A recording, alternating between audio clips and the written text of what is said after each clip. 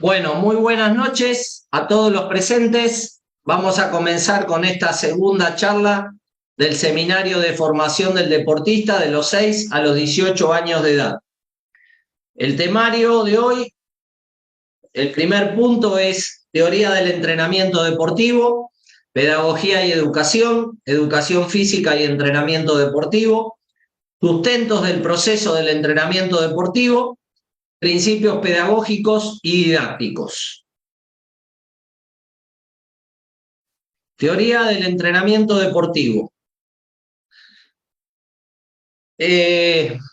A la hora de hablar del entrenamiento deportivo, siempre a mí me gusta enmarcarlo dentro de un marco epistemológico, dentro de un marco de las ciencias y puntualizar qué lugar ocupa para mí el entrenamiento deportivo.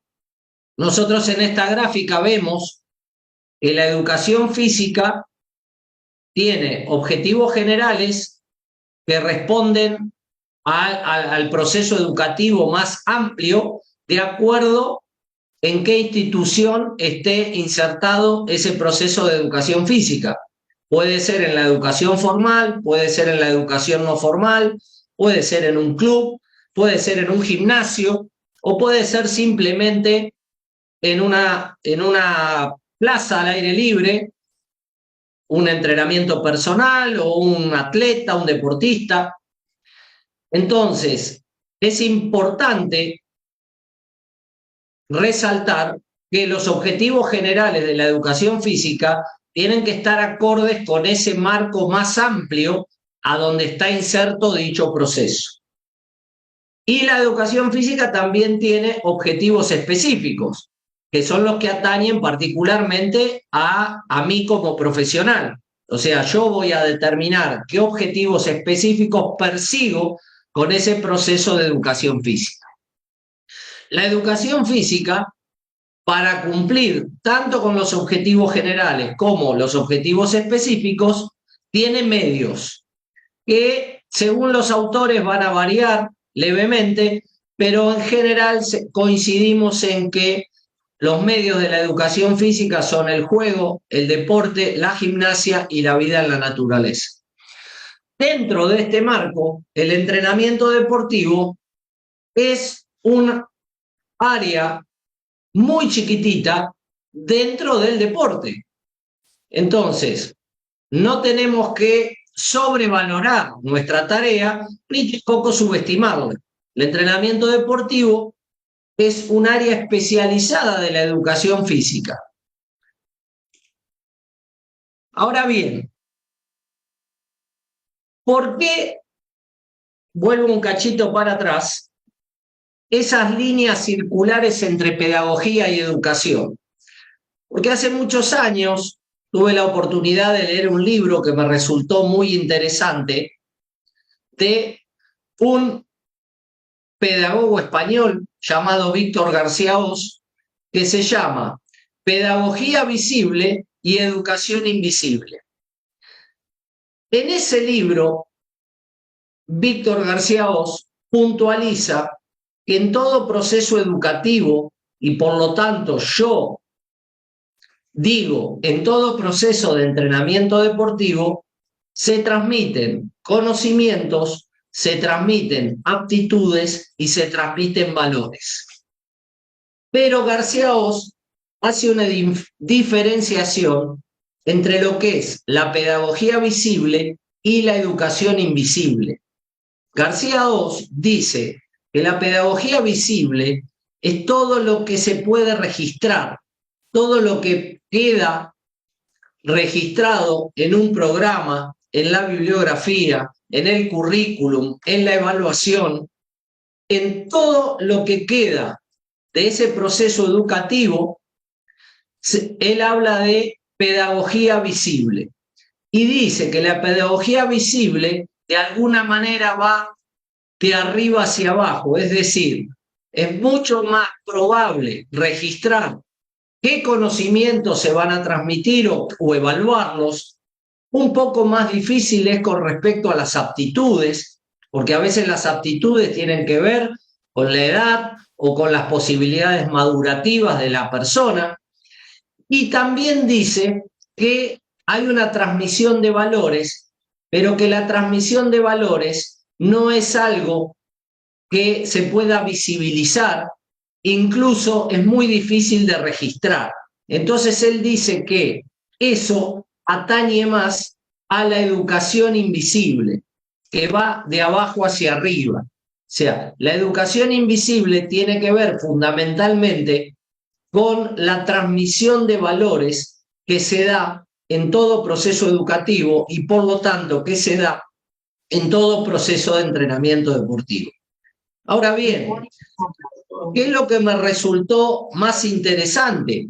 Que García Oz sostiene y fundamenta que esa transmisión de valores, que es muchas veces invisible, se da independientemente de la voluntad del docente e independientemente de la voluntad del alumno.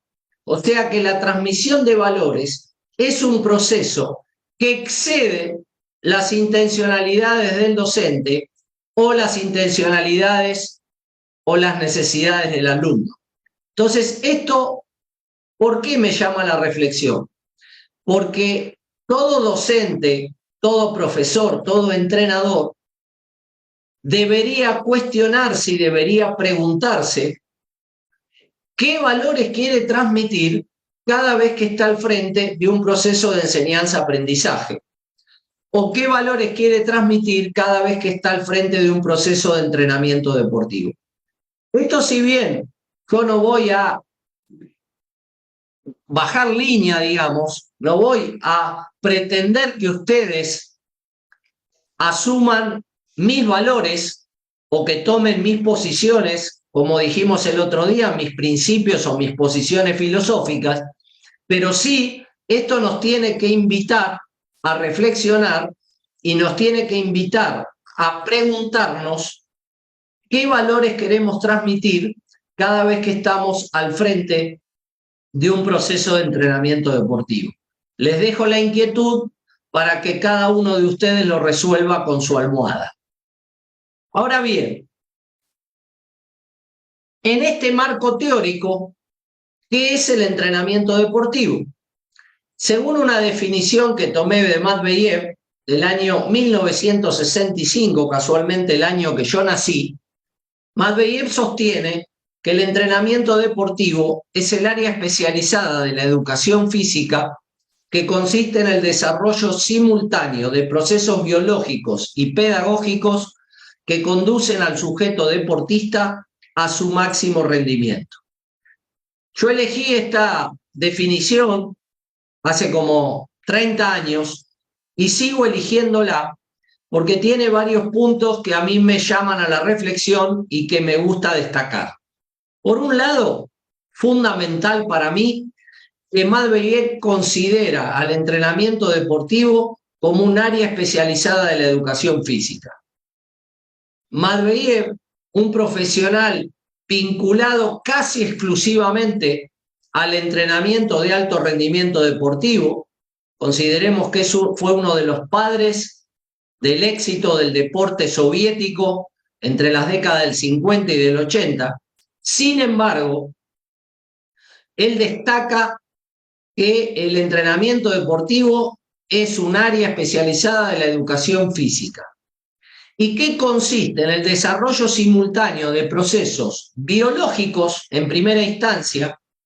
Esto nos tiene que volver a llamar a la reflexión de que nuestra biología, o sea, la materia viva, tiene 3.500 millones de años de evolución y que cada uno de los seres vivos que estamos vivos hoy descendemos de esos 3.500 millones de años de evolución. Consideremos que no hay nada vivo que no devenga de sus progenitores. Por lo tanto, todos los que estamos vivos hoy, si volvemos la historia hacia atrás, llegaremos a la conclusión que en nuestra información genética está la información genética de los 3.500 millones de años. Por lo tanto, antes que nada, somos seres biológicos. La biología estudia el surgimiento y la evolución de la vida, y por lo tanto el entrenamiento deportivo, antes que nada, es un proceso biológico, pero también es un proceso pedagógico, es un proceso de enseñanza-aprendizaje, donde tiene que haber, como dice García Oz, transmisión de conocimientos, transmisión de aptitudes, pero fundamentalmente transmisión de valores. Y repito, esos valores son los que el docente, el que está a cargo del proceso pedagógico, tiene que plantearse qué valores quiere transmitir, qué concepción del mundo, qué concepción de la vida, qué concepción del hombre, qué concepción del entrenamiento deportivo, el por qué, el para qué de ese proceso de entrenamiento deportivo. Esa responsabilidad del docente que está a cargo pedagógicamente del proceso del entrenamiento deportivo. Y por último, dice Matveyev, que conducen al sujeto deportista a su máximo rendimiento.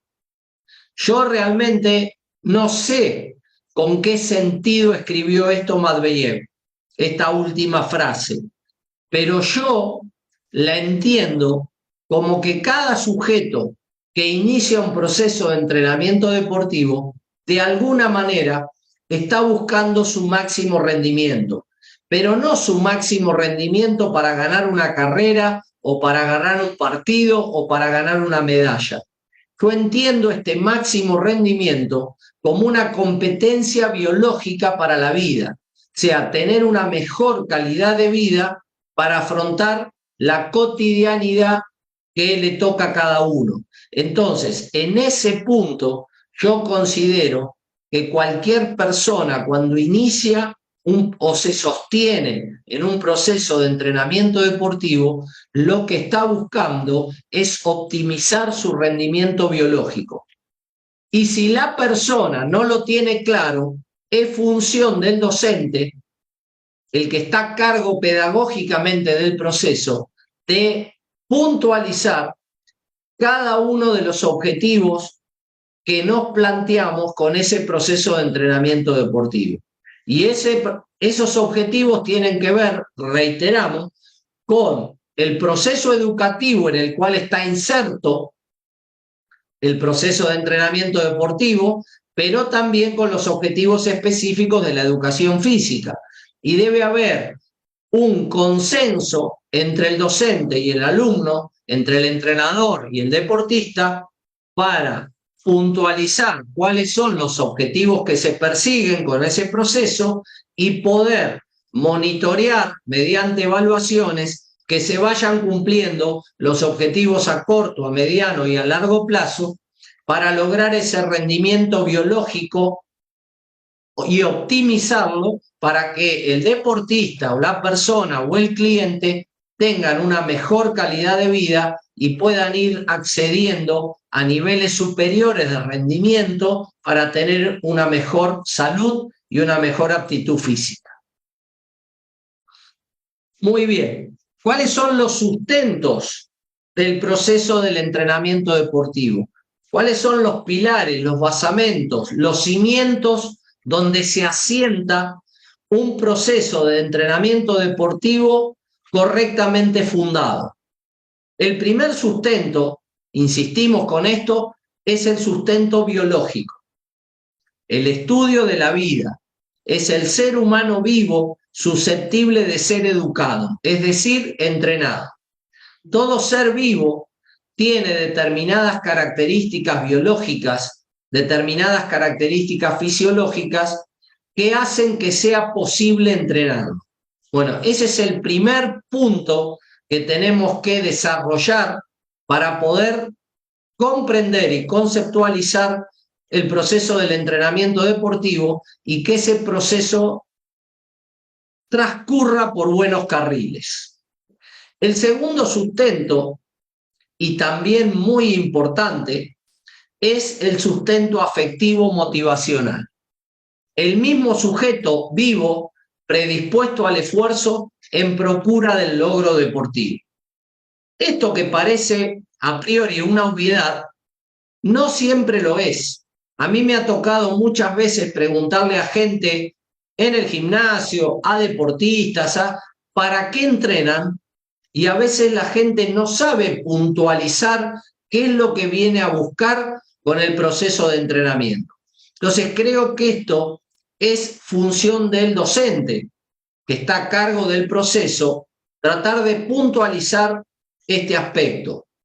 Nosotros hablamos de un sustento afectivo que tiene que ver con lo que el sujeto quiere, lo que el sujeto busca, y un sustento motivacional que tiene que ver con el entorno de ese sujeto. El entorno primario, llámese la familia, luego la escuela, luego el club y el círculo de amigos o de gente más cercana.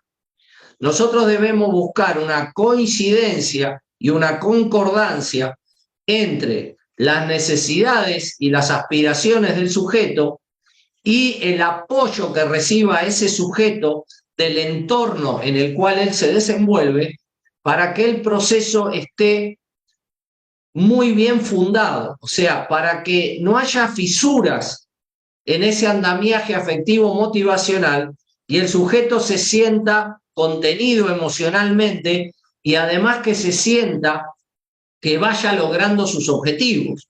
Entonces, muy importante desde el principio rescatar esta afectividad y esta motivación y mantenerla viva durante todo el proceso para que el proceso no se vea truncado a corto o a mediano plazo.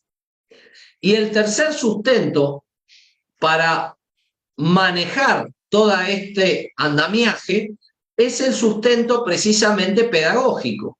El maestro, el profesor, el entrenador o el preparador físico, no importa el título que tenga, pero que esté capacitado y fundamentado para manejar todo este cúmulo de variables que van a hacer que ese proceso de entrenamiento deportivo vaya por buen carril o que se vea trunco, repito, a corto, a mediano o a largo plazo. Entonces, es muy importante que estos tres pilares, que estos tres cimientos estén claramente puntualizados desde el principio para que no haya fisuras, para que no haya fracturas en el proceso del entrenamiento deportivo. Ahora bien, todo proceso de entrenamiento responde a ciertos principios.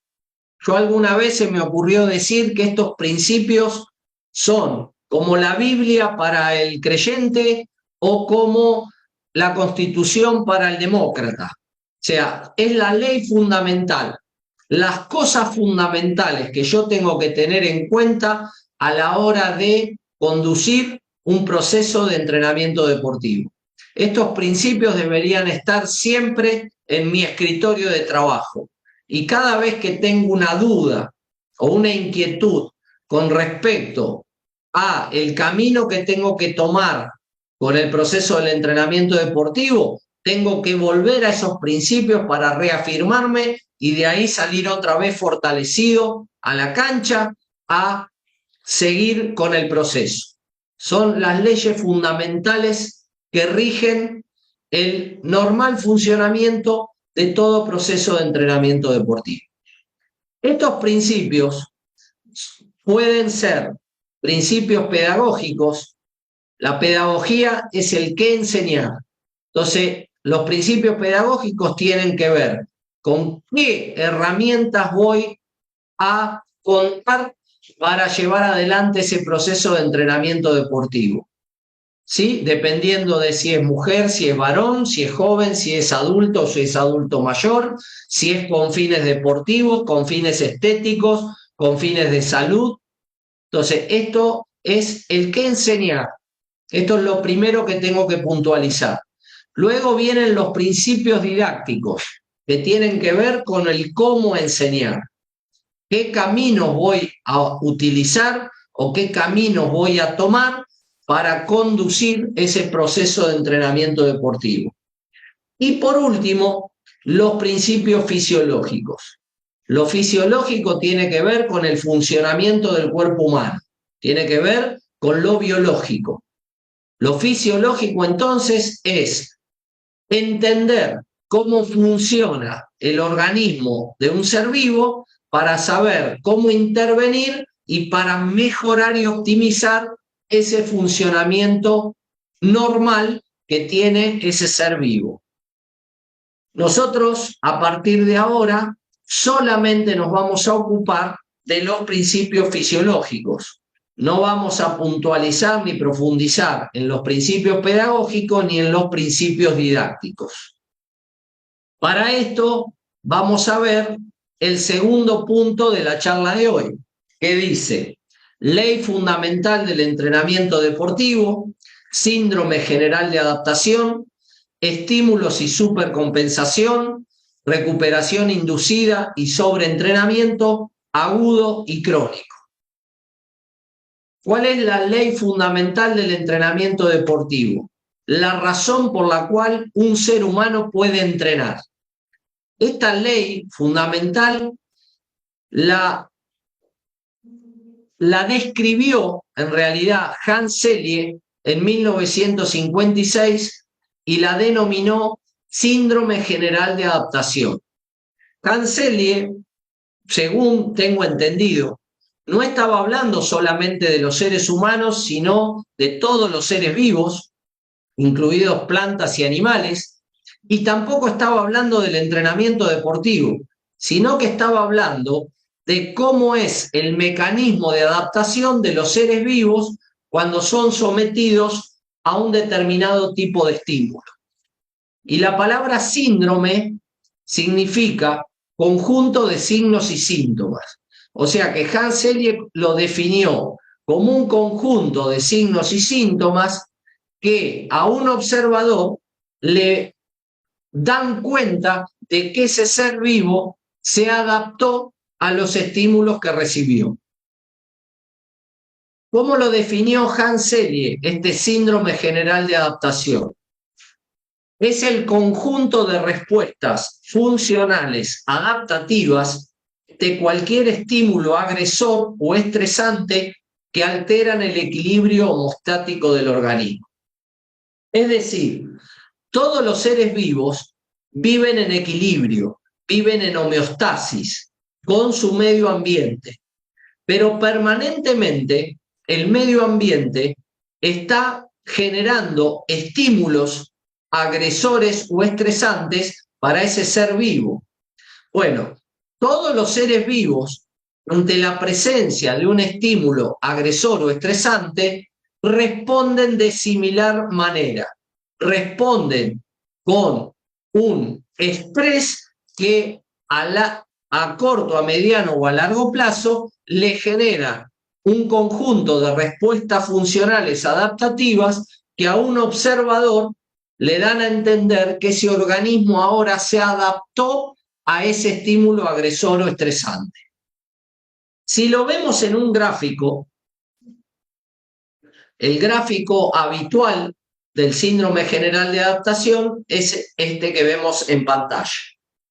Todos los seres vivos vivimos en un estado de equilibrio, que es la línea roja, pero cuando hay un estímulo agresor o estresante, que en este caso lo llamamos carga de entrenamiento, el ser vivo sufre un desgaste de su estructura y desgaste de sus componentes. En el caso del entrenamiento, se rompe ATP, se rompe fosfocreatina, se rompe glucógeno, se rompen grasas, se rompen proteínas musculares, hay liberación de hormonas, de enzimas, hay todo un cambio que en términos biológicos es un desgaste, porque en general lo que se producen son rupturas de diferentes elementos, y una vez que termina esa carga o ese estímulo estresante o agresor, todos los seres vivos manifiestan en primera instancia un proceso de recuperación que nos devuelve al nivel inicial. Pero ¿qué es lo que encontró Hans Selye? Que todos los seres vivos, luego de volver al estado inicial, manifiestan un estado de supercompensación. ¿Qué significa esto? Que manifiestan un conjunto de reacciones adaptativas que me preparan mejor para recibir ese estímulo agresor o estresante. Es decir, que yo ahora estoy mejor preparado por si aparece nuevamente, en este caso, esa carga de entrenamiento. Ahora bien, ¿qué pasa si el estímulo no aparece nuevamente? Lentamente, el organismo vuelve a su estado de forma inicial, donde se encontraba cómodamente en equilibrio con el medio ambiente. Entonces, esta gráfica nos lleva a varias reflexiones. Primero, la carga de entrenamiento o estímulo agresor o estresante se puede cuantificar en el caso del entrenamiento deportivo en 5 variables conocidas por todos, pero que nunca está de más volver a reiterar. La intensidad del estímulo, la pausa o densidad del estímulo, el volumen, la duración y la frecuencia de ese estímulo. Esas 5 características cuantificables o medibles van a determinar el impacto que va a tener ese estímulo de entrenamiento sobre el individuo. Ese estímulo va a generar un determinado desgaste que va a generar determinadas necesidades de recuperación. De acuerdo a las características del estímulo, son las necesidades en cuanto a nutrición y en cuanto a descanso que determinan ese estímulo de entrenamiento. O sea que no me voy a recuperar de la misma manera de los diferentes tipos de estímulos. Ni en calidad, ni en intensidad, ni en tiempo de duración de la recuperación. Un principio del entrenamiento que puntualizaron, si no recuerdo mal, Sasiorkij y Harre, 2 entrenadores soviéticos de la época de Medvedev, dice: considerar las cargas de entrenamiento y no considerar los tiempos de restitución compensatoria implica regresión en la capacidad de performance. ¿Qué significa esto? Que es muy importante puntualizar las características de la carga de entrenamiento. Pero ¿qué es tan o más importante puntualizar las características que debe tener la recuperación para que yo me recupere y supercompense de ese estímulo de entrenamiento? Es tan importante o más importante la recuperación que el propio estímulo que generó el desgaste. ¿Y esto qué determina? Determina otro tema del entrenamiento. ¿Cuánto es el tiempo que me lleva a recuperarme? Si espero demasiado tiempo la recuperación, el sujeto vuelve a su estado inicial. Por lo tanto, no hay adaptación. Por ejemplo, no hay adaptación si entrenamos una sola vez por semana. Si espero muy poco tiempo para aplicar el siguiente estímulo de entrenamiento, puede ser que todavía no se haya completado la recuperación o la supercompensación. Por lo tanto, si yo sumo entrenamientos sin haber completado el proceso de recuperación y de supercompensación, en vez de mejorar mi aptitud física y por lo tanto mi capacidad de responder a los estímulos, eso va a empeorar y voy a perder nivel de aptitud física y voy a perder capacidad de respuesta a los estímulos. Por lo tanto, ¿cuál sería la ciencia o el arte del entrenamiento deportivo? Aplicar los estímulos de entrenamiento exactamente en el punto de la supercompensación. para generar un circuito virtuoso y que el sujeto deportista vaya permanentemente increyendo su capacidad de recuperación y de supercompensación y por lo tanto de adaptación a los estímulos o cargas de entrenamiento. Entonces esto me lleva a plantearme una pregunta. ¿Cuántas veces tengo que entrenar por semana? Y la respuesta que se me ocurre es que tengo que entrenar todas las veces que me permitan mejorar mi aptitud. Y esto, de alguna manera, va en contra de la respuesta convencional de que tengo que entrenar 3 veces por semana o tengo que entrenar lo más que pueda. No, tengo que entrenar las veces que a mí me permitan mejorar con el menor desgaste posible.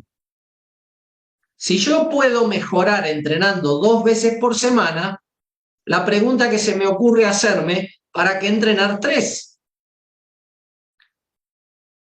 Y en este caso la pregunta sería, ¿cuándo tengo que entrenar 3 veces por semana?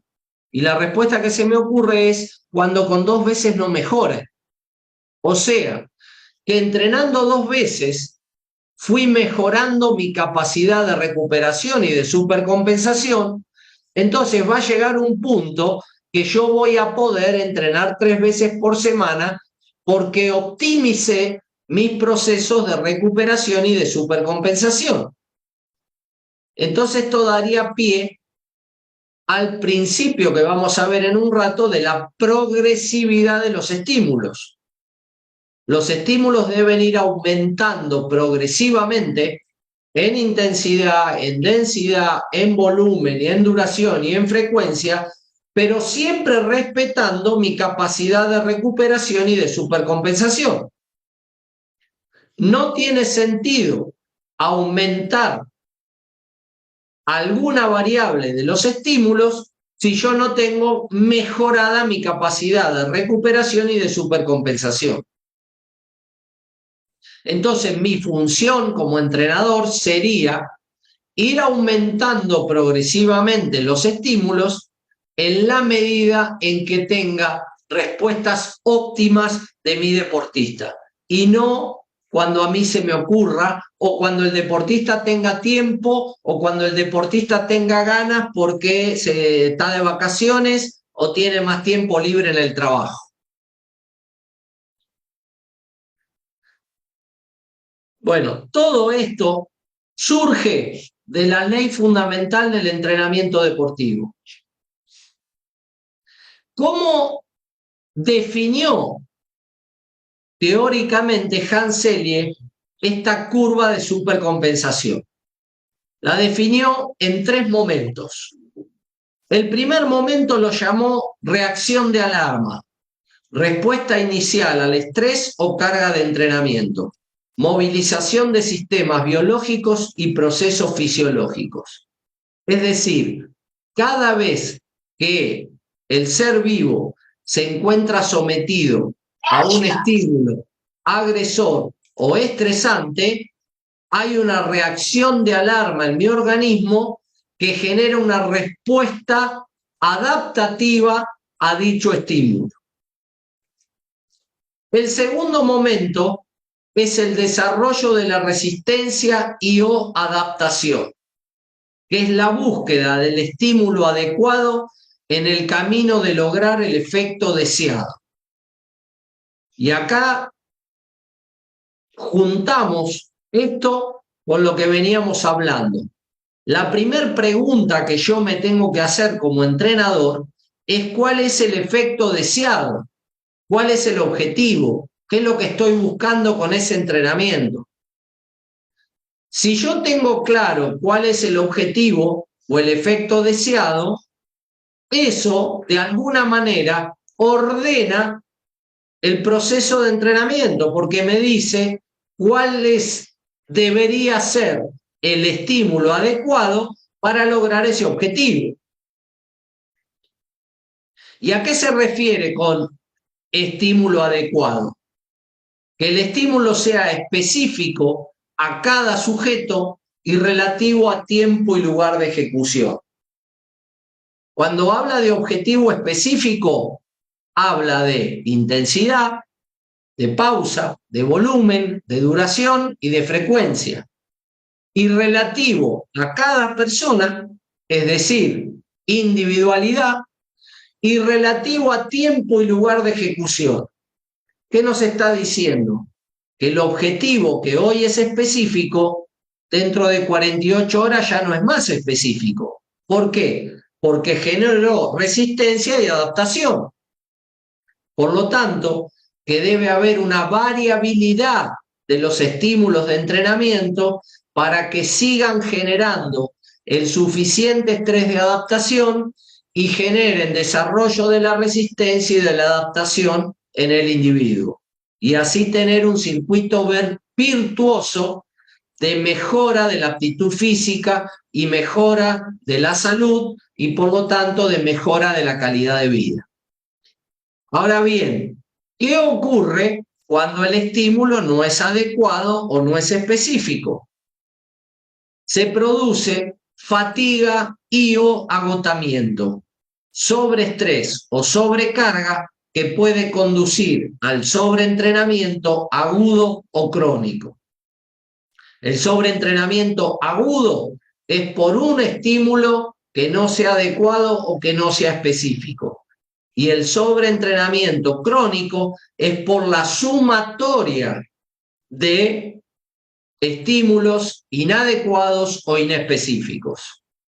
Entonces, nuestra obligación profesional es cada día de nuestro deportista encontrar y prescribir el estímulo adecuado o específico para lograr el efecto deseado que genere el adecuado estrés, que genere resistencia o adaptación para que nuestro cliente o nuestro deportista mejore en su aptitud física.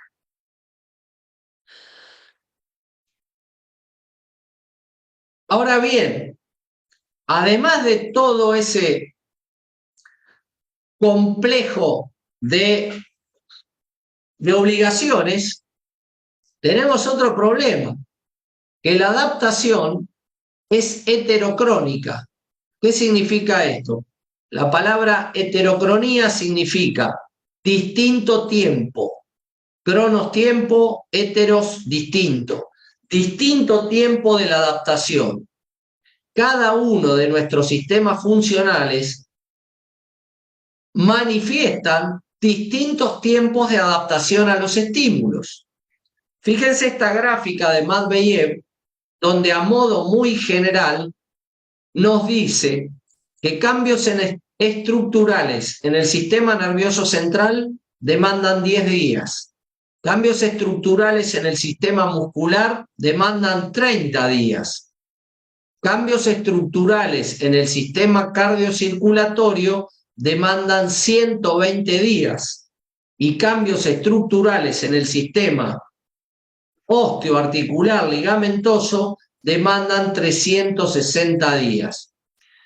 Fíjense ustedes que esto amplía la complejidad de nuestras responsabilidades. No podemos pretender tener resultados inmediatos o tener resultados mágicos porque cada uno de los sistemas funcionales del individuo demanda diferentes tiempos de adaptación. Entonces yo me pregunto, ¿cómo puede ser que equipos de fútbol vayan de pretemporada y pretendan lograr cambios en el sistema cardiorrespiratorio, en la resistencia aeróbica, con 10 días de trabajo en doble turno? ¿O cómo podemos prevenir lesiones en un deportista si cambios en el sistema osteoarticular ligamentoso demandan 360 días de trabajo sistemático, progresivo, variable, adecuado y específico? Esto, presentado acá solamente a modo ilustrativo y a modo muy general, vamos a profundizar un poco ahora en los principios fisiológicos del entrenamiento deportivo.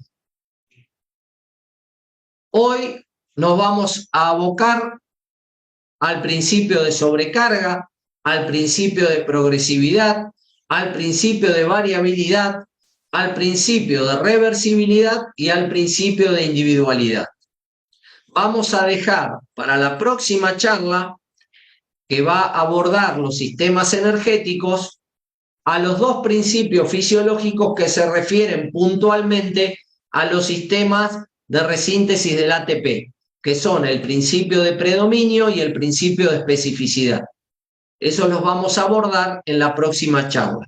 Hoy vamos a desarrollar estos 5 principios que, como les dije anteriormente, son leyes fundamentales que sustentan el proceso del entrenamiento deportivo y que siempre deberíamos tener en el escritorio nuestro de trabajo para respetar estos principios. Respetando estos principios, el proceso de entrenamiento seguramente va a ir por buenos carriles. Muy bien, el primer principio que vamos a desarrollar, y no es casual, sino que es el principio que de alguna manera determina el estrés y la capacidad de adaptación del entrenamiento deportivo, es el principio de sobrecarga.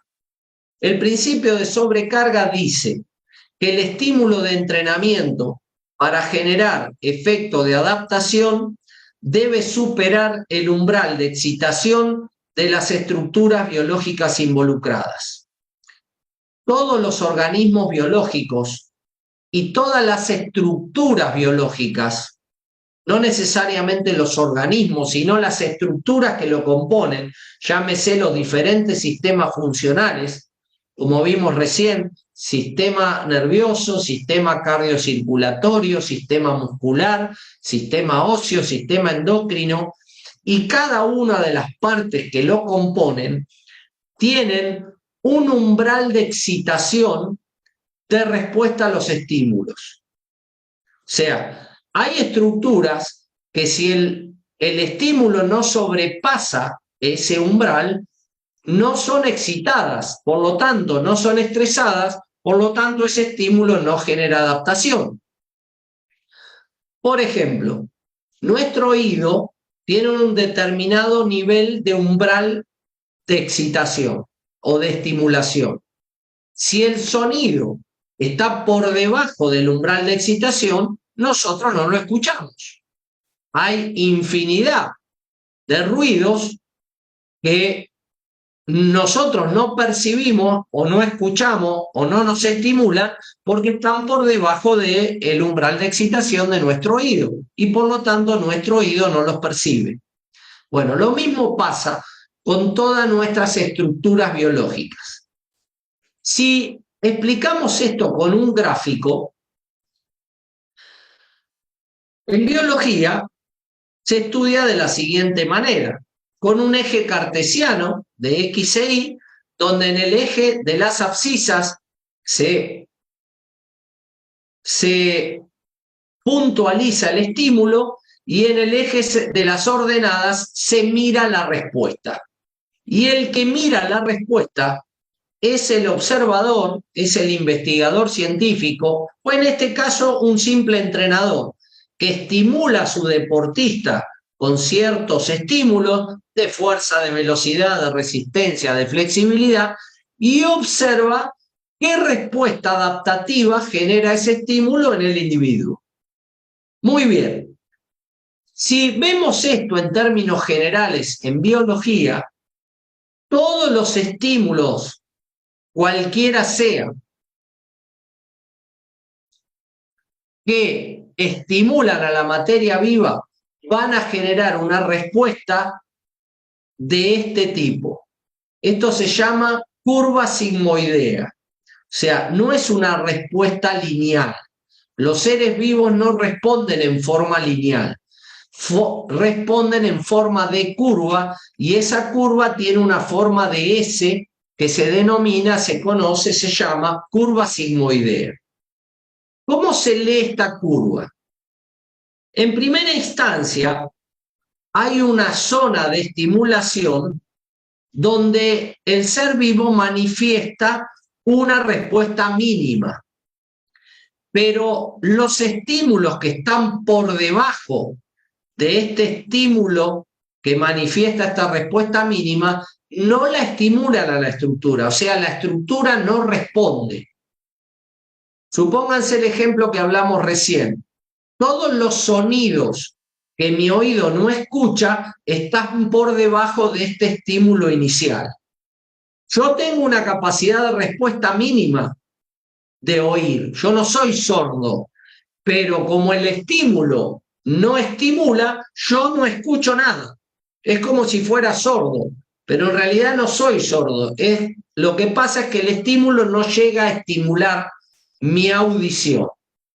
Ahora bien, hay un punto que se llama umbral de excitación de la estructura. ¿Qué significa ese punto? Es el punto por encima del cual el estímulo empieza a manifestar una respuesta visible que la pueden ver cualquier observador. Cuando se sobrepasa ese umbral de excitación, la correlación entre estímulo y respuesta es casi lineal. A medida que aumenta el estímulo, aumenta la respuesta. Más estímulo, más respuesta. Más estímulo, más respuesta. Pero obviamente esa correlación lineal entre estímulo y respuesta no es infinita. Va a llegar un punto donde el estímulo manifiesta una respuesta máxima. En el caso del oído, esa respuesta máxima es cuando están ocupados todos los receptores de mi oído. Si están ocupados todos los receptores de mi oído, por más que yo siga subiendo el volumen, no voy a escuchar más, porque ya están ocupados todos los receptores. O sea, que por más que yo siga subiendo la intensidad del estímulo, mi oído no va a escuchar más que eso, que es su capacidad de escuchar máxima. Ahora bien, ¿qué pasa si yo tosudamente sigo subiendo el volumen?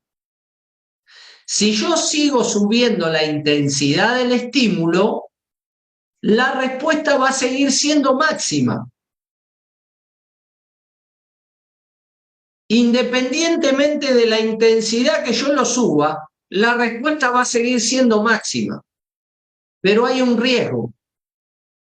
En algún punto, si sigo subiendo el sonido, si sigo subiendo la intensidad del estímulo, la estructura, este punto se llama umbral de saturación. Ese es el punto donde la estructura manifiesta su respuesta máxima. Y por más que yo siga subiendo la intensidad, la respuesta sigue siendo máxima, no sigue mejorando la respuesta, ni la adaptación ni la resistencia. Pero les decía, si yo tosudamente sigo subiendo la intensidad del estímulo, corro el riesgo de que la estructura se muera. Si yo sigo subiendo la intensidad del estímulo indefectiblemente, en algún punto la estructura no lo va a tolerar y se va a morir. Ya no va a tener capacidad de respuesta ni de adaptación. Esta muerte de la estructura puede ser de un componente de un sistema, puede ser la muerte de un sistema estructural o puede ser la muerte de todo el individuo, de acuerdo a las características y de acuerdo a la intensidad del estímulo que estemos hablando.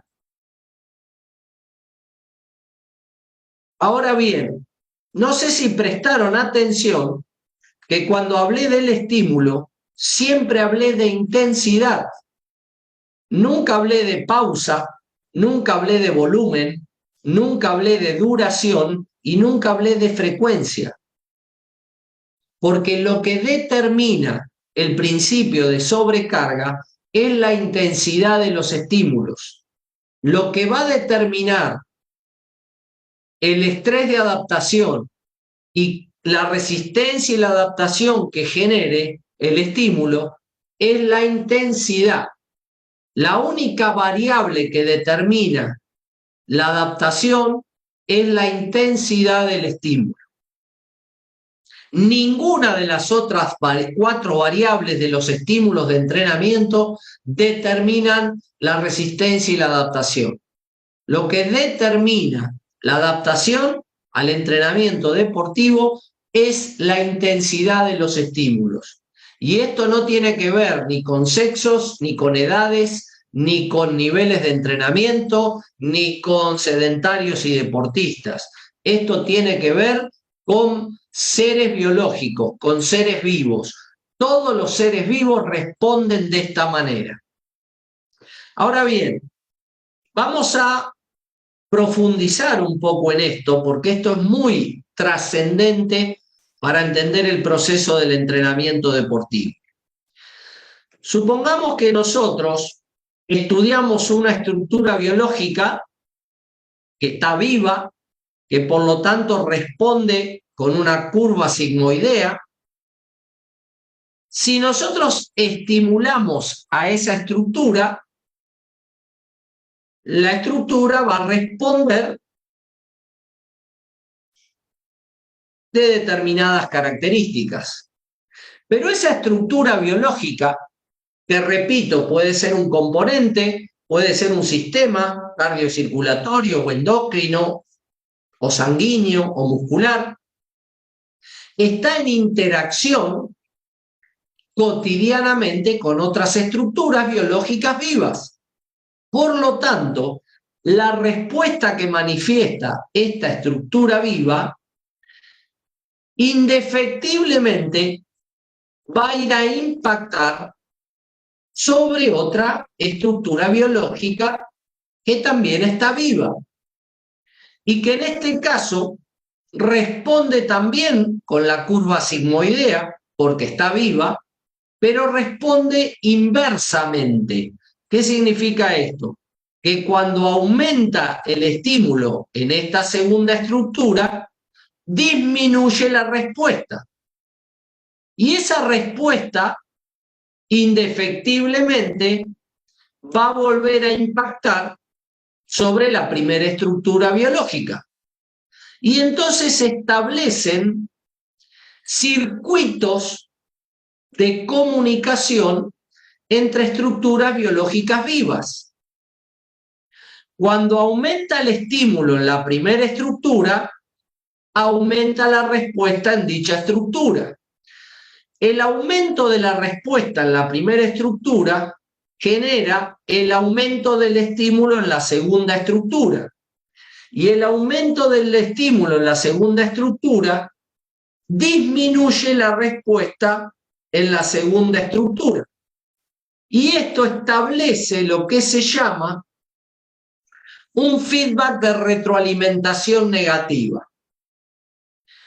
Estos feedback de retroalimentación negativa son una de las cosas que tienen 3.500 millones de años de evolución y que han servido y que siguen sirviendo para regular variables biológicas que tienen que ver con la vida de los seres vivos. Vamos a poner un ejemplo para que ustedes me entiendan un poquito mejor. Supongamos que tenemos una estructura biológica viva que es el páncreas. Todos ustedes saben que el páncreas es una glándula endocrina que produce varias hormonas en nuestro cuerpo. Las más importantes, la insulina y el glucagón. ¿Qué pasa si yo a un individuo, a un ser vivo, a un hombre o una mujer, le inyecto por la vena con una aguja azúcar. Si sube el azúcar,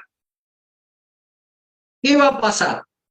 El páncreas va a decir que está subiendo el azúcar en sangre. Entonces va a percibir que está subiendo el azúcar.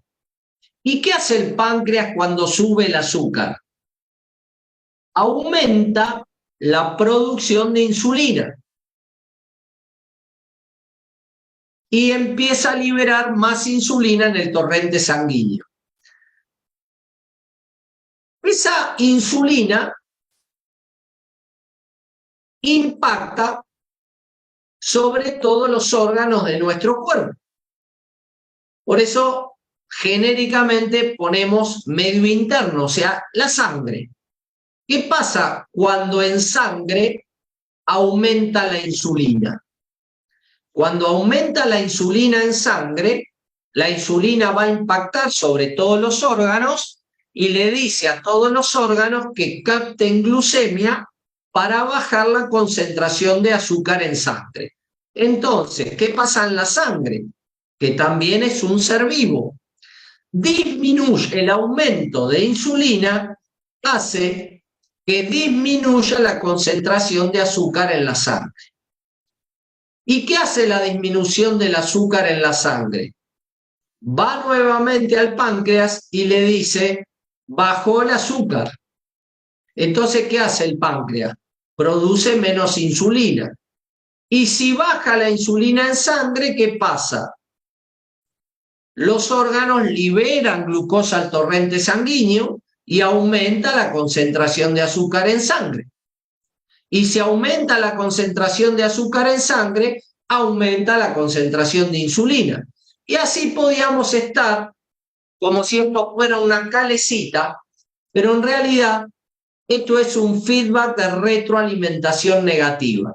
¿Por qué negativa? Porque hay 3 signos más y un signo menos.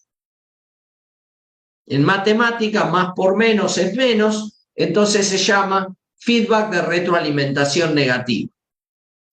Ahora bien, esto que lo investigaron hace muchísimos años los médicos, los fisiólogos y los biólogos, a algunos se les ocurrió pensar, ¿qué pasa si en vez de inyectar azúcar, le inyectamos por vena insulina? Entonces fueron y lo probaron. Entonces hicieron otro experimento, tomaron ahora como primera estructura al medio interno y le empezaron a inyectar por vena insulina. ¿Y qué pasa cuando yo inyecto insulina en la sangre? ¿Qué dijimos que pasaba cuando aumentaba la insulina? Disminuía la concentración de azúcar. Y si disminuye la concentración de azúcar, eso va a estimular a otra estructura biológica, que en este caso es el páncreas, y le dice, che, está bajando la concentración de azúcar en sangre. Entonces, ¿qué hace el páncreas? Aumenta la producción de glucagón. ¿Y qué hace el glucagón? El glucagón va a ir a los órganos de nuestro cuerpo y le va a decir a los órganos que liberen azúcar al torrente sanguíneo y por lo tanto va a aumentar los niveles de azúcar en el torrente sanguíneo. Y entonces, como aumentó la producción de glucagón, disminuyó la producción de insulina.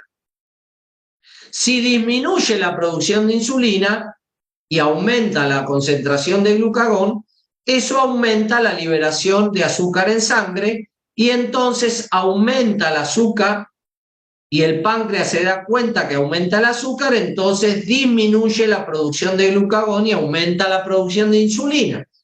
¿Y esto qué es? Es un feedback de retroalimentación negativa.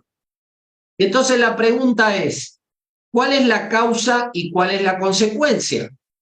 ¿El azúcar produce insulina y glucagón o la insulina y glucagón producen azúcar? Y la respuesta es que no hay causa ni consecuencia. Son todas partes de un mismo engranaje que regulan variables biológicas para que el sistema se mantenga en equilibrio. Ninguna es causa y ninguna es consecuencia. Son causa y consecuencia de los seres vivos para que se mantengan vivos y para que se mantengan en equilibrio con su medio ambiente. Entonces, son sistemas de regulación para mantener variables biológicas estables. Entonces, estos feedback de retroalimentación negativa lo que hacen en realidad es regular la glucemia y regular la insulinemia por abajo y por arriba para mantener a la insulina y para mantener al azúcar en determinado rango de funcionamiento homeostático normal. Cuando pasa algo con este sistema de regulación, se dispara la glucemia o se baja la insulina, entonces pasás a ser un diabético tipo 2. ¿Por qué? Porque se enfermó el sistema regulatorio y ya no regulás correctamente las variables biológicas para mantenerte en equilibrio con el medio ambiente. Esto es lo que pasa con cualquier estímulo estresante o agresor sobre un ser vivo. Estamos alterando el funcionamiento de sistemas de retroalimentación que regulan variables biológicas.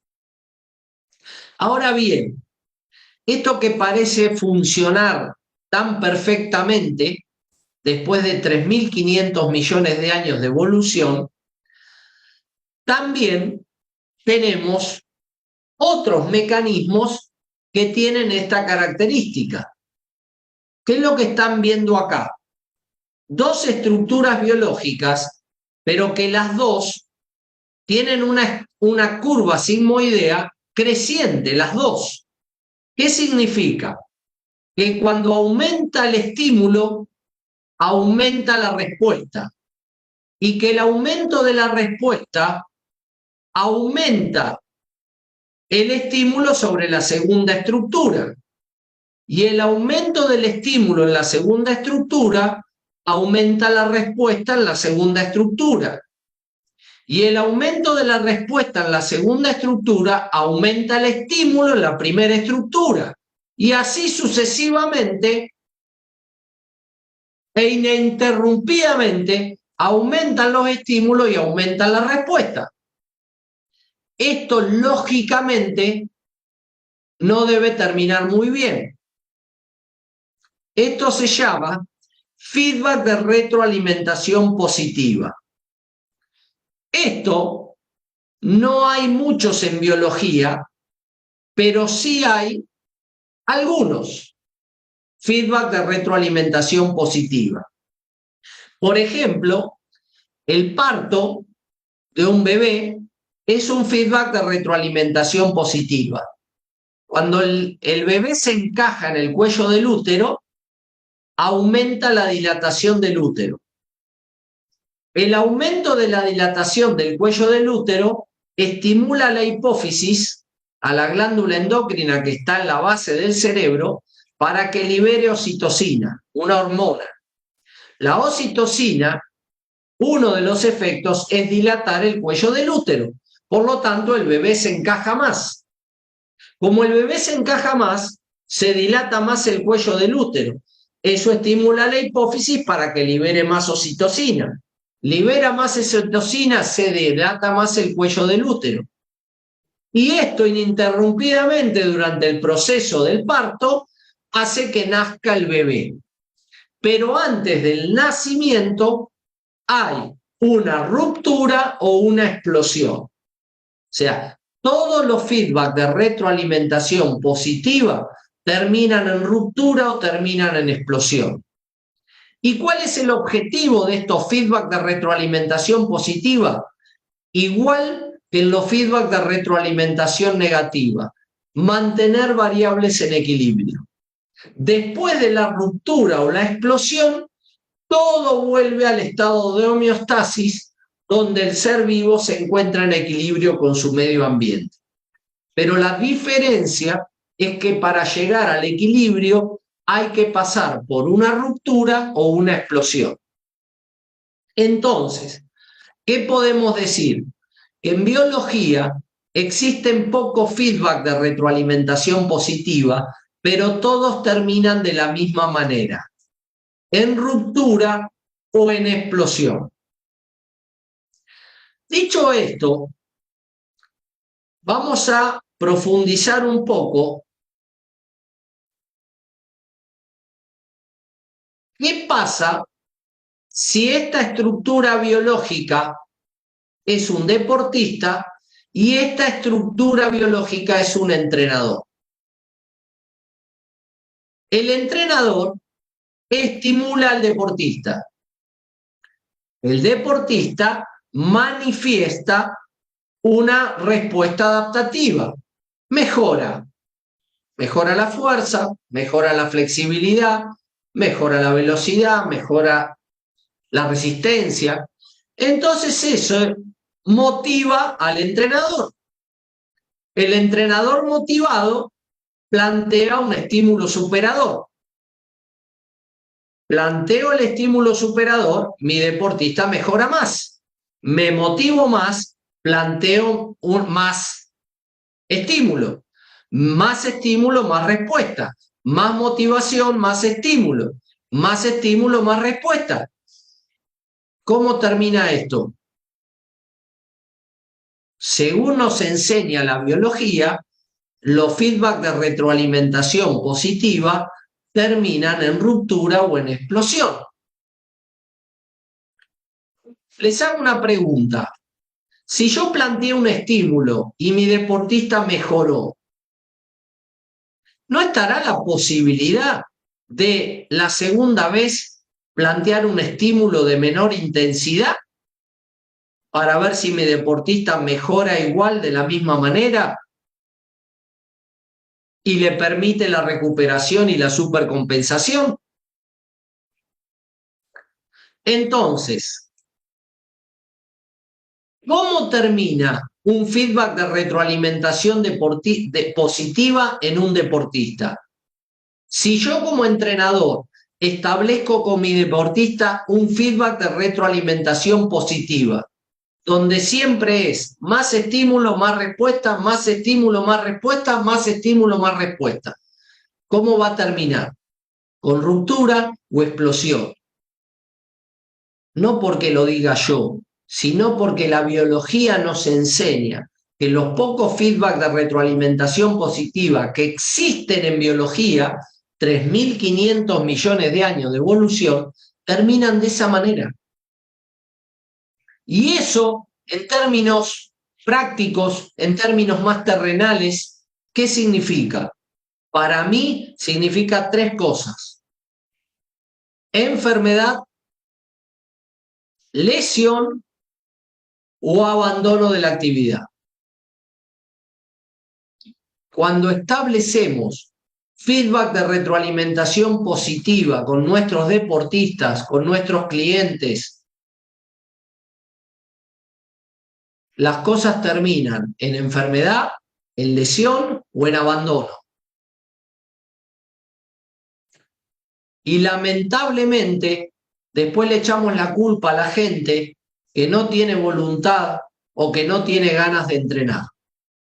Sin embargo, cada vez en nuestra sociedad tenemos más sedentarios y menos gente que practica deportes. Yo me pregunto, y los invito a preguntarse ustedes, ¿no será por esta causa que la gente no soporta o no tolera o no persiste en los procesos del entrenamiento deportivo?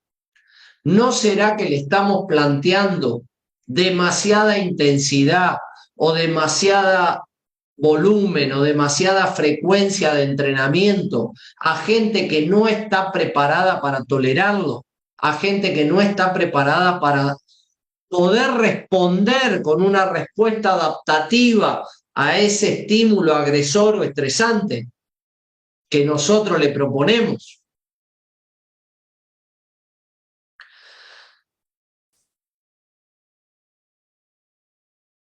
Vamos a profundizar un poco más en este aspecto para terminar de redondearlo. ¿Qué pasa, Cristian? Decime, abrí el micrófono y metete nomás. Profe, una pregunta. Ahora activé la cámara. Una pregunta. Sí, Me quedó resonando el tema bueno, el tema de intensidad y este, de cómo planteamos nosotros, ¿no? Las propuestas de entrenamiento.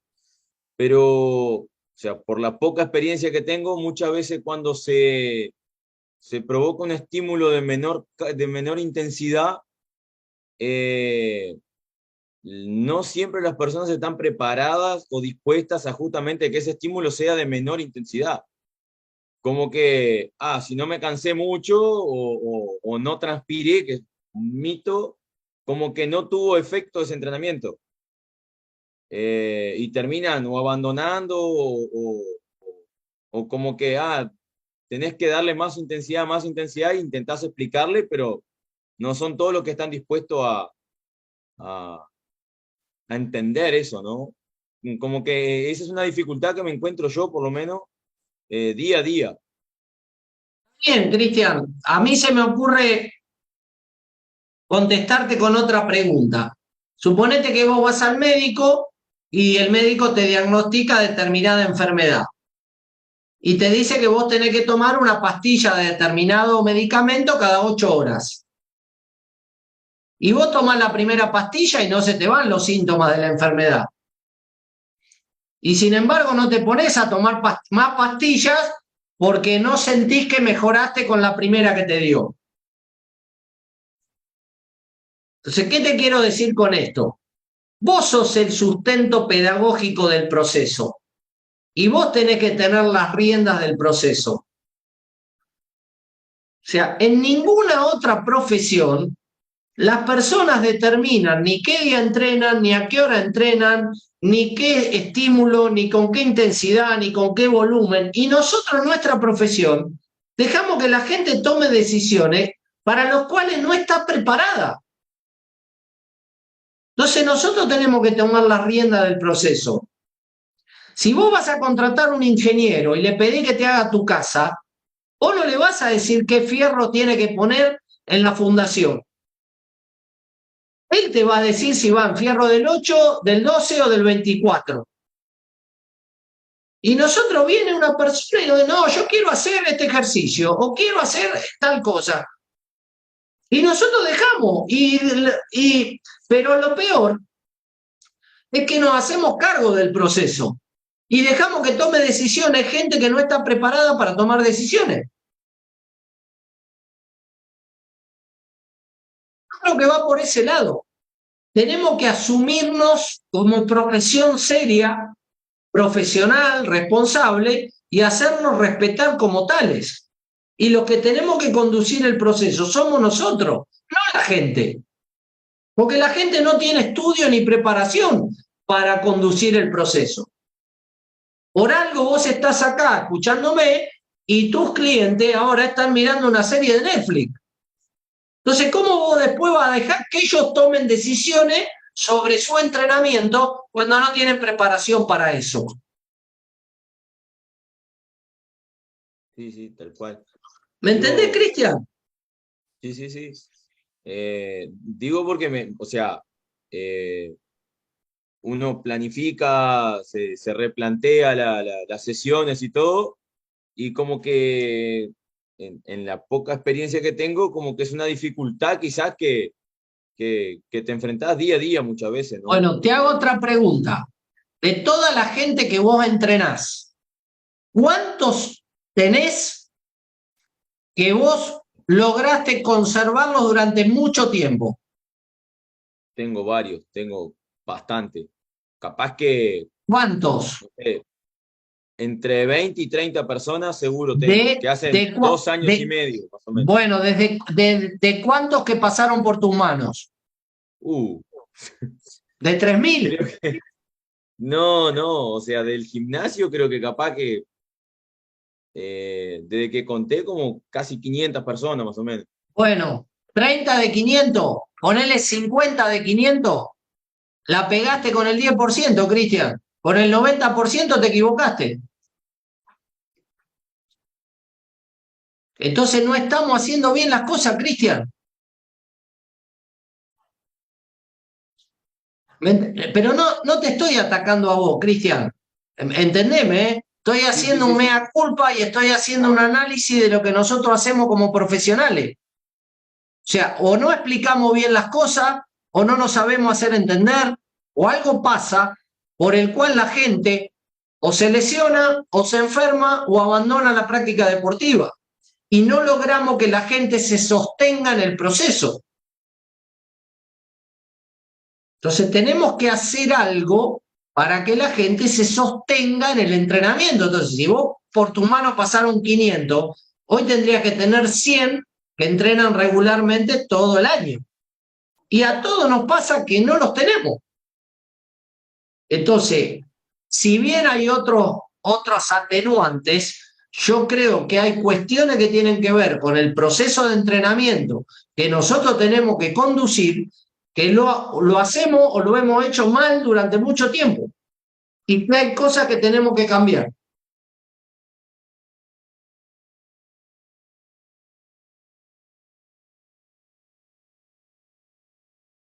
¿Te liquidé? Sí.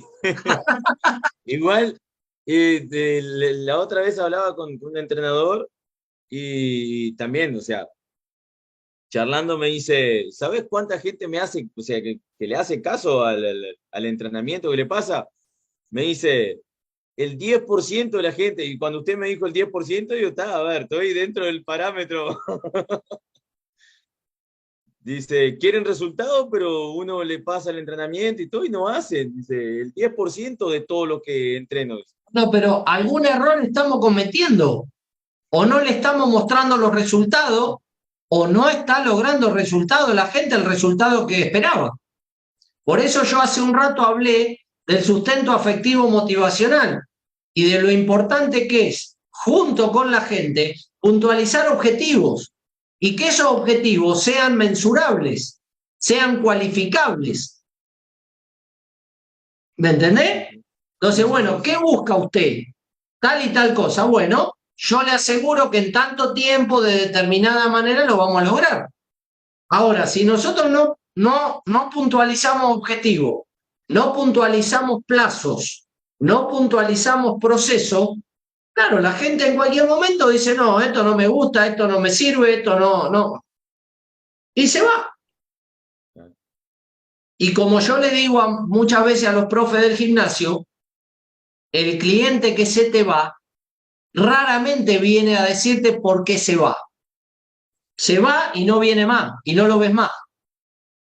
A lo mejor algún día te lo cruzás y le preguntás y te dice alguna mentirita piadosa, pero raramente un cliente te va a venir a decir, che, Cristian, no, me voy porque yo tenía tal objetivo y no se cumplió.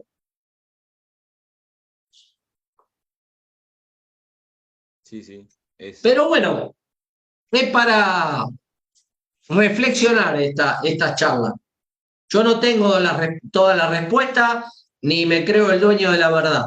Yo simplemente lo que estoy desarrollando es un tema que tiene que ver con la biología y que es un sustento del entrenamiento deportivo.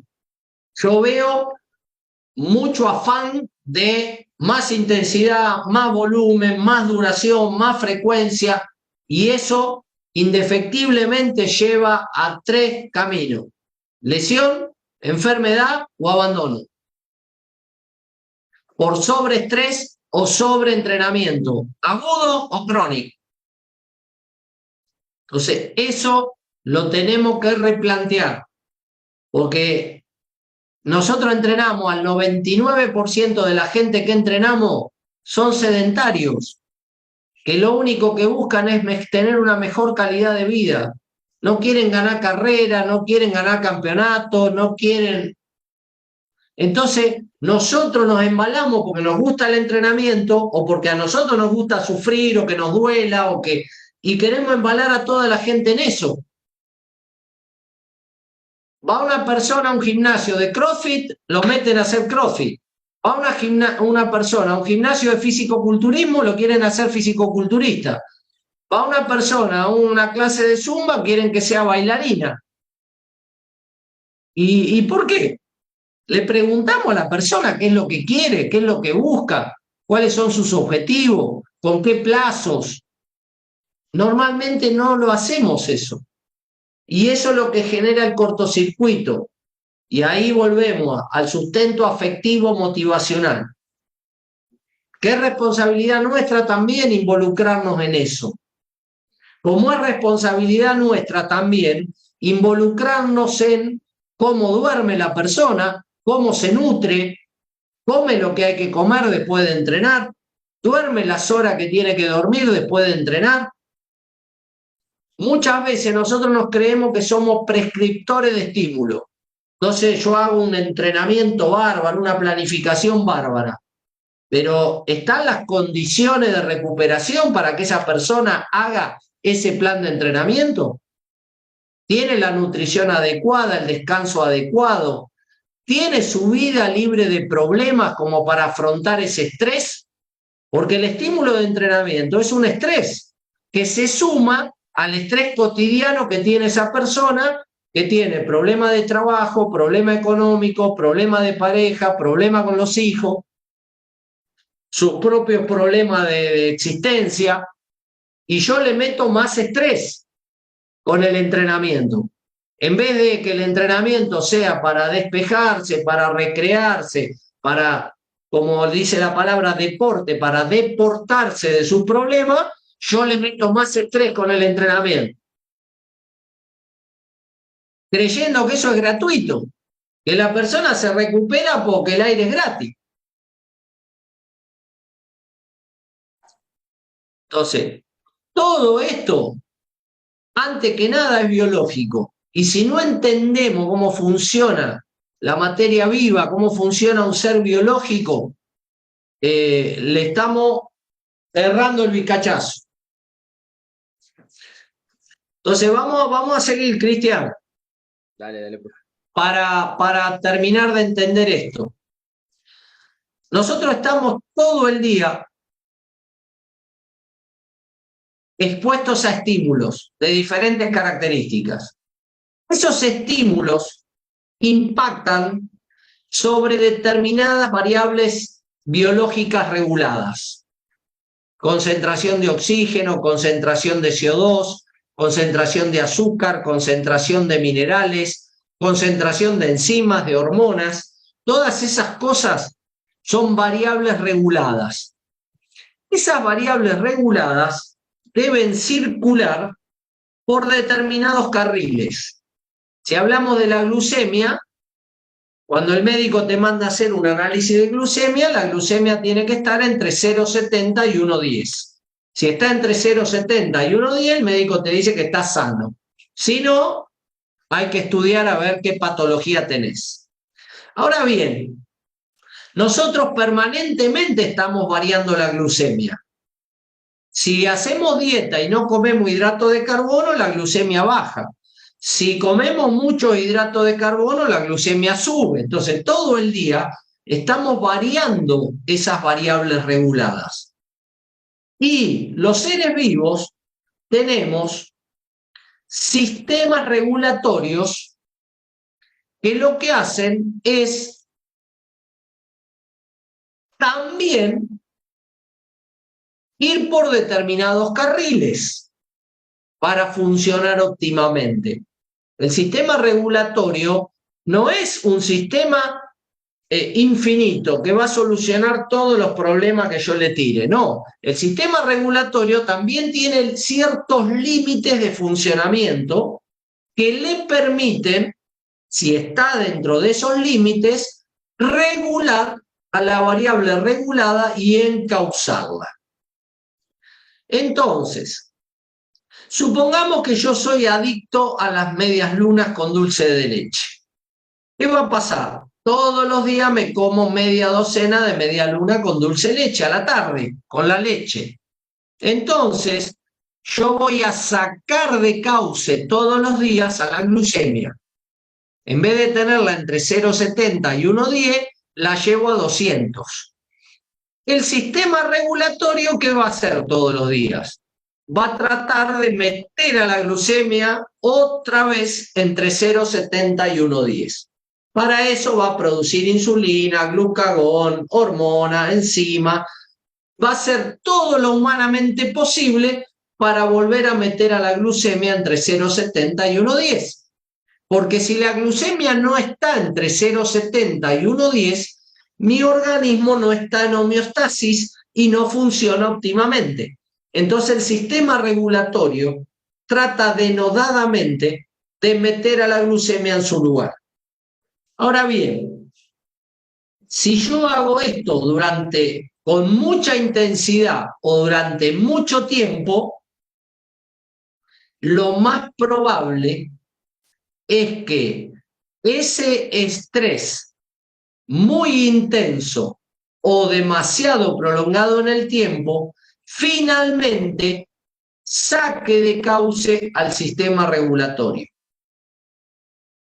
Cuando el sistema regulatorio se sale de cauce, no tiene vuelta atrás. A partir de ahora, soy diabético tipo 2. Entonces, un día voy al médico, el médico me encarga un análisis de glucemia de rutina. A mí siempre el análisis de glucemia me dio entre 0,70 y 1,10, pero ahora el análisis de glucemia me da entre 0,90 y 1,30. Entonces el médico me dice, che, tenés el azúcar muy alta, sos diabético tipo 2, estás enfermo. Y yo le digo, pero ¿cómo, doctor? Si yo nunca tuve problema. Nunca tuviste problema. Mientras el sistema regulatorio se la bancó para meter a la variable en su lugar, vos no tenías problema. Pero ahora tu sistema regulatorio reventó, no aguantó más y se salió de cauce. Entonces ahora ya no regula entre 0,70 y 1,10. Regula entre 0,90 y 1,30. Entonces ahora vos sos diabético tipo 2. Entonces le preguntás al médico, che, pero ¿y cuándo fue esto? No hay un día, una hora precisa. Lo que sí sabemos, que ahora tu sistema regulatorio está enfermo y vos ahora sos diabético tipo 2 de por vida y vas a tener que tomar determinado medicamento para tener una mejor calidad de vida. ¿Qué significa esto? Que el estímulo que antes me estimulaba y no generaba ninguna respuesta visible, ahora generó una respuesta visible, que ahora soy diabético tipo 2. Pero era el mismo estímulo que antes no me generaba nada, o que aparentemente no me generaba nada. Vamos a poner otro ejemplo más vinculado al ejercicio físico. Supongamos que a mí me gusta correr, o andar en bicicleta, o nadar, o remar, o hacer algún ejercicio aeróbico. Cuando hago ejercicio aeróbico, además de otras cosas, movilizo, por ejemplo, concentraciones de oxígeno y de CO2. Cuando empiezo el ejercicio aeróbico, baja la concentración de oxígeno en sangre y aumenta la concentración de CO2 en sangre. Entonces, ¿qué hacen? ¿Qué sistema regulatorio se moviliza? Se moviliza el sistema cardiorrespiratorio. Aumenta la frecuencia cardíaca, aumenta la frecuencia respiratoria para eliminar CO2 y para incorporar más oxígeno a la sangre. Si yo reitero ese estímulo con una determinada frecuencia, digamos 3 veces por semana durante 1, 2 o 3 años, eso va a generar una adaptación positiva de mi sistema regulatorio. Aumenta el volumen sistólico, o sea, aumenta la cantidad de sangre que expulsa mi corazón por minuto, por lo tanto disminuye la frecuencia cardíaca en reposo, disminuye la frecuencia cardíaca en ejercicio submáximo y aumenta el gasto calórico en el gasto cardíaco, perdón, en ejercicio máximo. O sea que yo puedo hacer más intensidad, más volumen, más duración, más frecuencia. Y esto es una adaptación positiva y muy buena al ejercicio aeróbico. Pero un día me mandan a hacer un estudio para de control por la edad, o porque tuve algún síntoma, me mandan a hacer un electrocardiograma, me mandan a hacer una ergometría de esfuerzo, me mandan a hacer un ecocardiograma, y el cardiólogo me dice, che, ¿estás enfermo? ¿Cómo que estoy enfermo? Sí, sí, acá te aparece en la arteria pulmonar o en la arteria aorta demasiada presión, o te aparece que las paredes del corazón están demasiado engrosadas, o esto o el otro. Y ahora sos enfermo cardíaco. ¿Pero cómo? ¿Cuándo? ¿Qué pasó? No sé, te dice el médico. Pero ¿y si siempre me controlaste vos y andaba todo bárbaro? Sí, andaba todo bárbaro. Pero ahora no anda todo bárbaro. ¿Y qué produjo esto? No sé, te dice el médico. ¿Y cuál es la respuesta? Que el mismo estímulo que te entrena es el mismo estímulo que te enferma. ¿Cuál era el estímulo que forzaba al sistema regulatorio a adaptarse? El estímulo aeróbico con cierta regularidad, con cierta intensidad, con cierto volumen. Bueno, ese mismo estímulo aeróbico ahora te enfermó. ¿Pero cómo? No puede ser. Sí, es así. No es que pasó otra cosa, que te agarraste un virus, que... No. El estímulo que estimulaba al sistema regulatorio por alguna razón genética, evolutiva, o por que el estímulo fue demasiado intenso o demasiado prolongado en el tiempo o con demasiada frecuencia, hizo que ahora tu sistema regulatorio se enfermara y que a partir de ahora vos sos un paciente cardíaco. Toda esta información, muchachos, no es para asustar, ni es para correr a la gente que quiere hacer actividad física. Al contrario, es para que entendamos que con el entrenamiento deportivo lo que estamos haciendo es estimulando a un ser vivo que tiene determinados códigos de funcionamiento que tienen 3.500 millones de años de evolución, y que yo debo tratar de interpretar esos códigos de funcionamiento y tratar de respetar ese funcionamiento para agredirlo lo menos posible y para propender a una mejor calidad de vida, y no creer que todas las personas que tenemos enfrente son deportistas de alto rendimiento o que están buscando el máximo rendimiento deportivo. Simplemente son seres humanos vivos que vienen a entrenar con diferentes objetivos. Lo que tenemos que hacer nosotros es visualizar esos objetivos, ponerlos en valor y prescribir estímulos para cumplir con esos objetivos sin alterar y sin poner en riesgo la salud y el bienestar de esas personas. Entonces, reflexionando un poco, ¿cómo se debería plantear desde el punto de vista biológico y considerando el principio de sobrecarga la relación entre un entrenador y su deportista?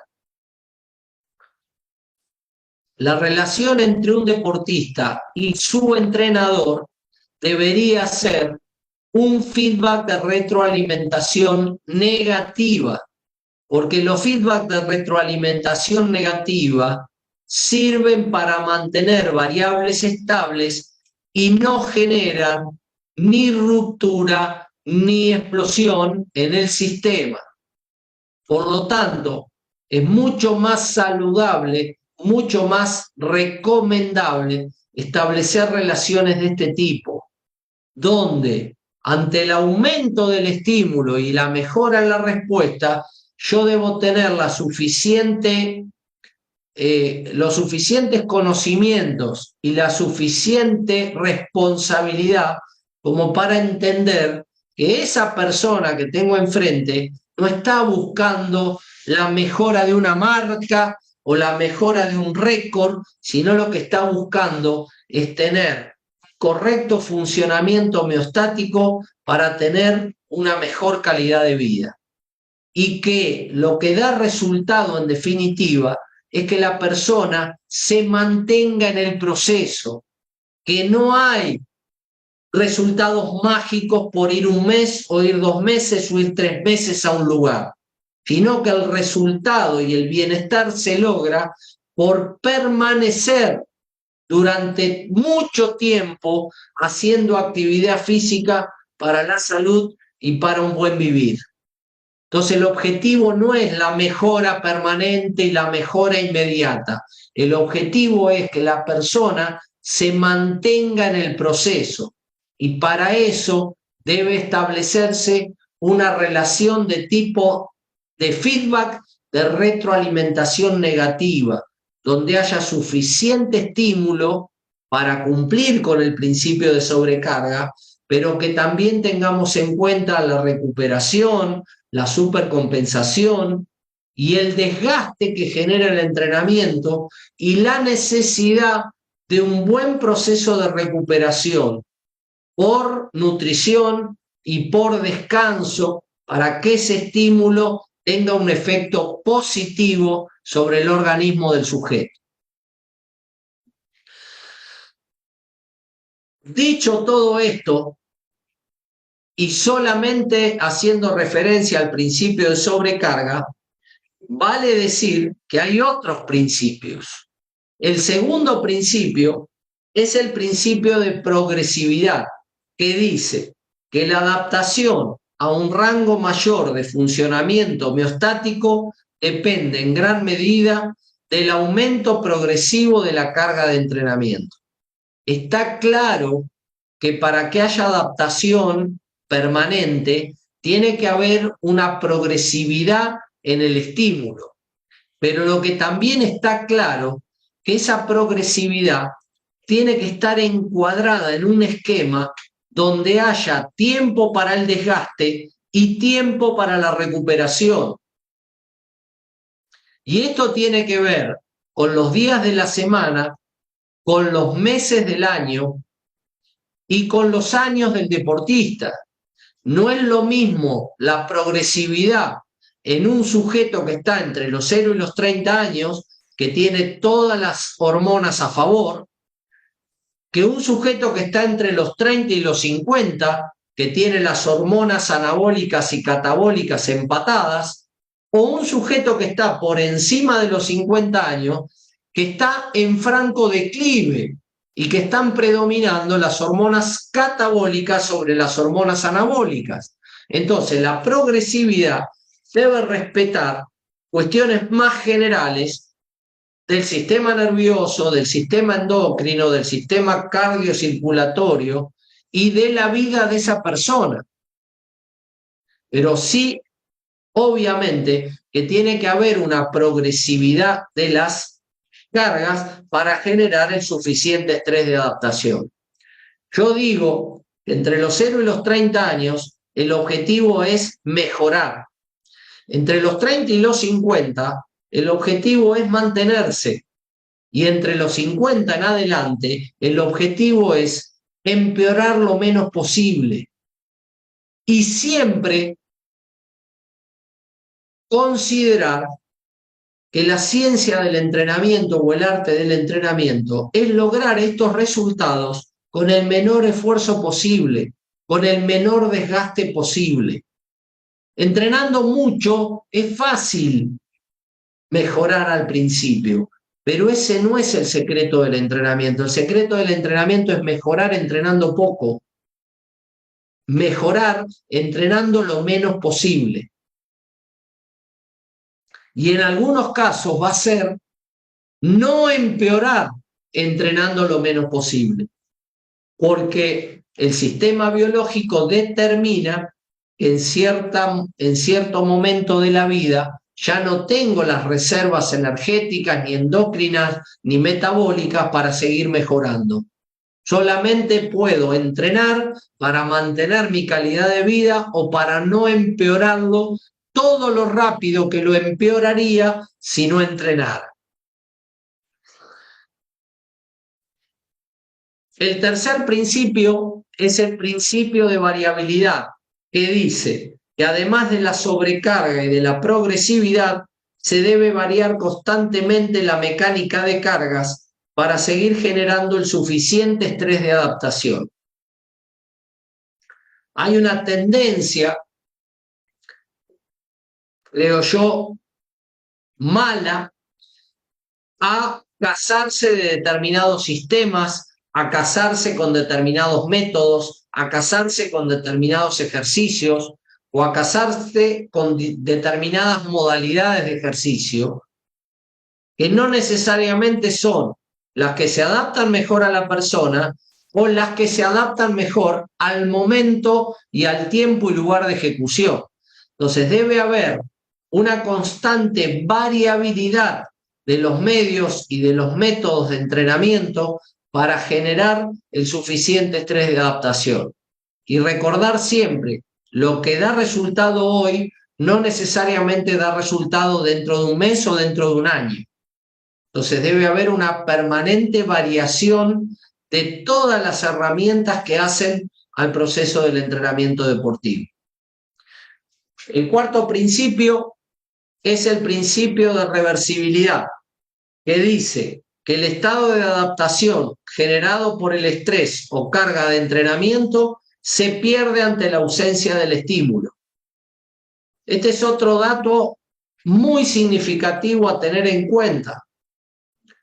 Cuando no entrenamos, no es que dejamos de mejorar. Cuando no entrenamos, el estado de homeostasis o el estado de equilibrio empeora, vuelve hacia atrás y vuelve mucho más rápido hacia atrás de lo que avanzó. Todos ustedes saben que el estado de forma se pierde rápidamente, mucho más rápido de lo que se ganó. Por lo tanto, tenemos que tener en cuenta cuando la gente se enferma, cuando la gente se va de vacaciones o cuando la gente simplemente deja durante mucho tiempo de entrenar, que hubo una reversibilidad de todas sus adaptaciones y de todas sus aptitudes y que por lo tanto el proceso de reinserción en el proceso de entrenamiento debe ser muy lento, muy progresivo y haciendo una evaluación diagnóstica en el estado que se encuentra la persona. Por ejemplo, es muy común que en un gimnasio alguien que dejó un mes vuelve al mes y sacan de la carpeta la rutina que estaba haciendo hace un mes y se la dan para que haga de nuevo esa rutina. No, la persona que dejó un mes no solo no es que no mejoró ese mes, sino que fue para atrás y fue para atrás y dejó un mes, fue para atrás 2 meses en términos de aptitud. Entonces debemos tener en cuenta este principio de reversibilidad. Fíjense esta gráfica. 2 atletas con un determinado consumo máximo de oxígeno inicial que descansan en cama 21 días.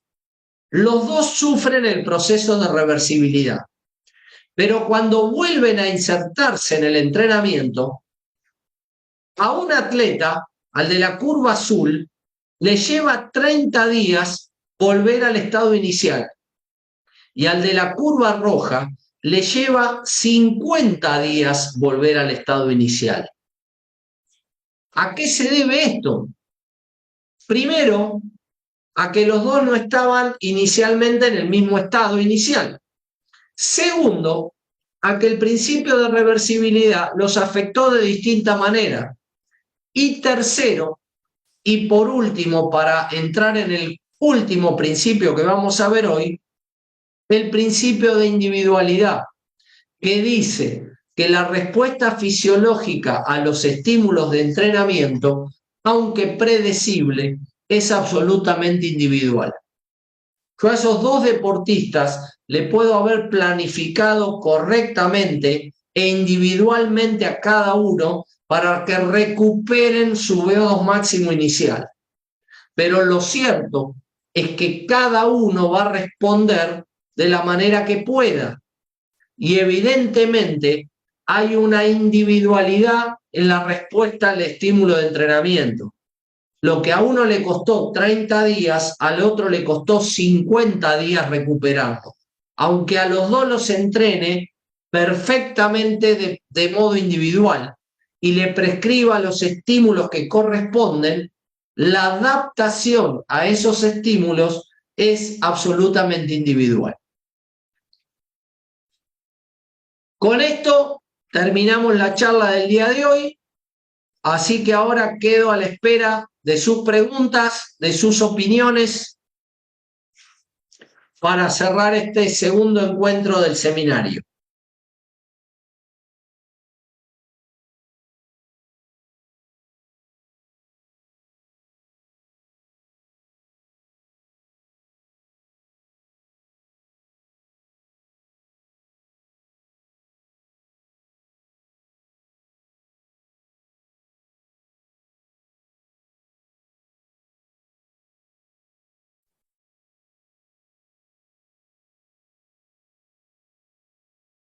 No me van a decir que no tienen nada para decir.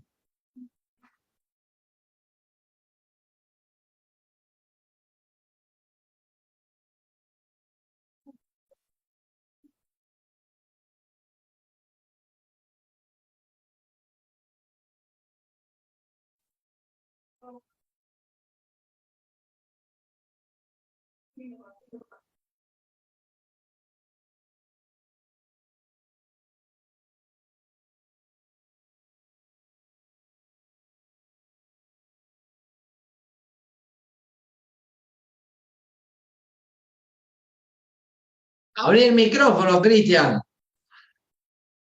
Rompe el hielo Primero que vos. tire y pegue primero, vamos, vamos.